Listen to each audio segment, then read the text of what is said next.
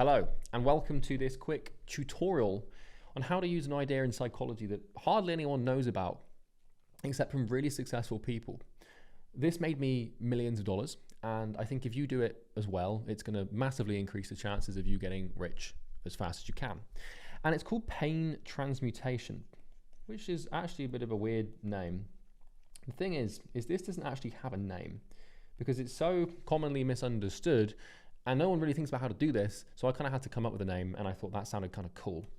So pain transmutation is pretty simple to understand. Basically, in life, you have your, for some reason, why is my pen not working? Let's just screw that in, there we go. So in your life, you exist and you're in pain, okay? This is kind of the condition of the human existence. Basically, you're in pain because you aren't financially free or you can't afford things or whatever reason. And this is basically financial pain, okay? Now, it can be financial pain.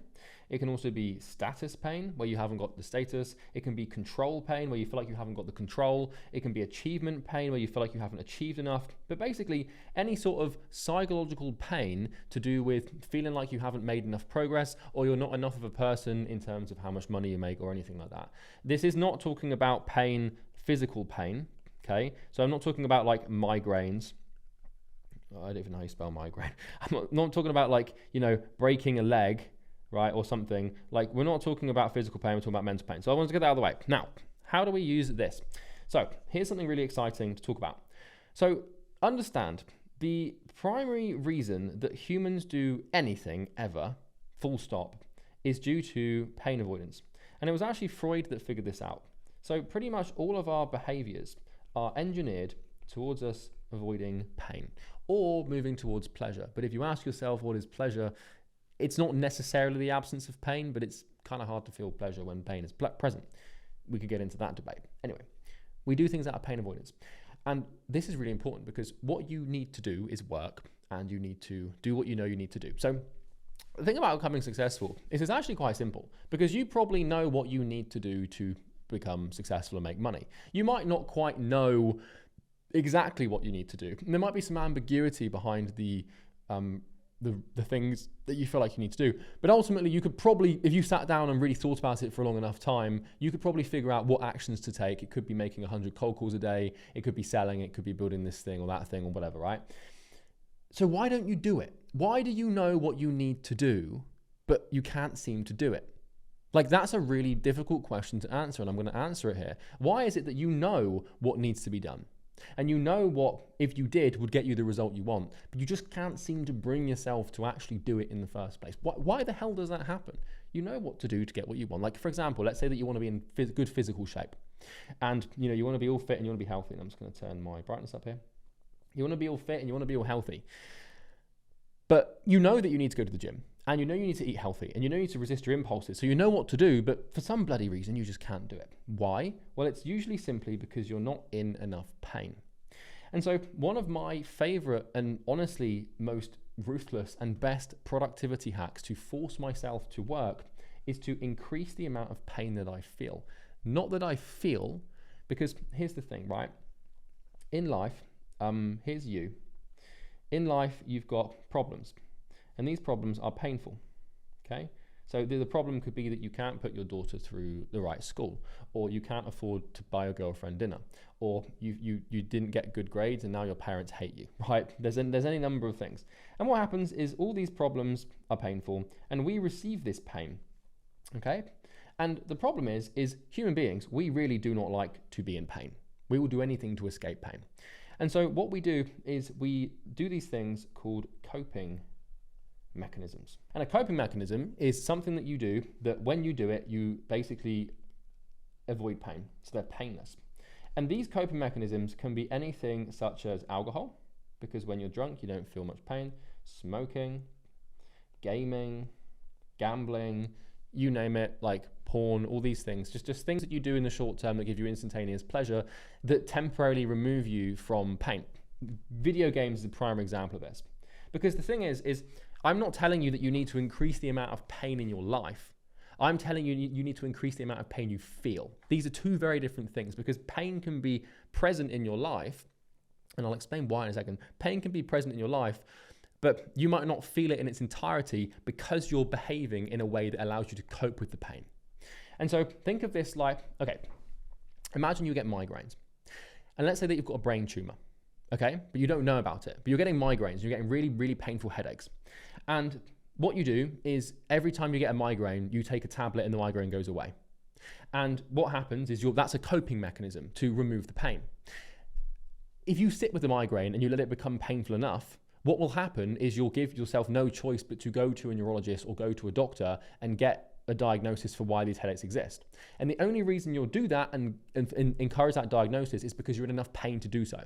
But if every time you get a migraine, you take a pill and it goes away instantaneously and comes back tomorrow, you take another pill, goes away, you're coping, you're not in pain, and therefore you won't do anything about the pain.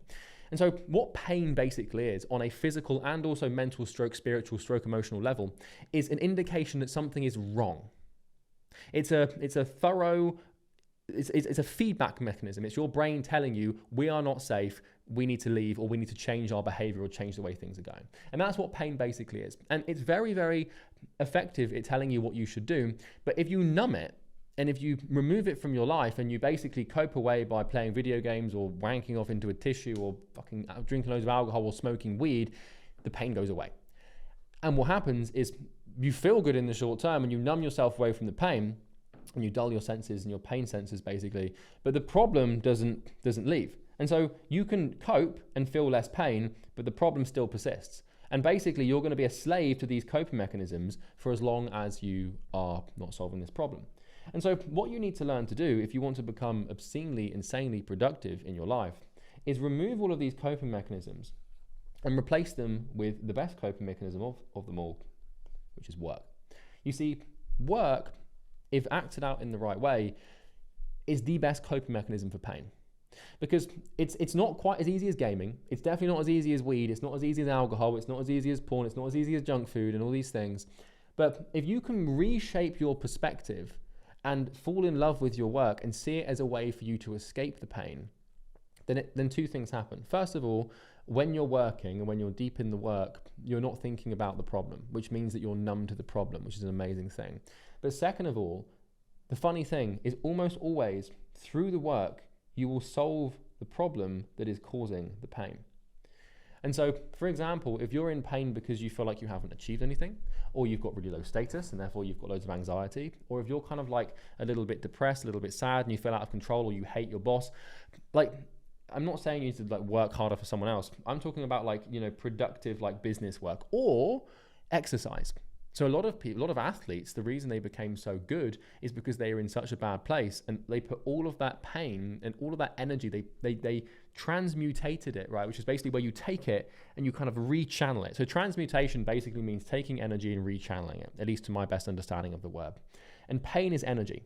And what you can do is you can take all of this pain and you can it's energy. And what energy basically does is it gives us a reason to do something. It's something we can burn. It's like fuel that we can. It's like imagine you're on a desert island and you're trying to light a fire and you're looking for like wood to put on the fire to keep the fire light as you can. Pain is wood that you can put on the fire.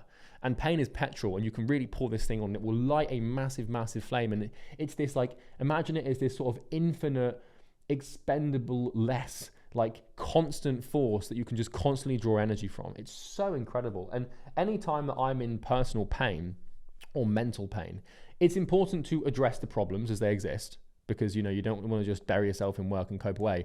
But if the problem is a little bit too dark to solve right now and you haven't got the capacity to process any trauma, I've always found it very helpful to go into work and to insulate myself into work. Is this healthy? No. Is it better than using video games, pornography, junk food, weed, or alcohol? Yes, it most certainly is.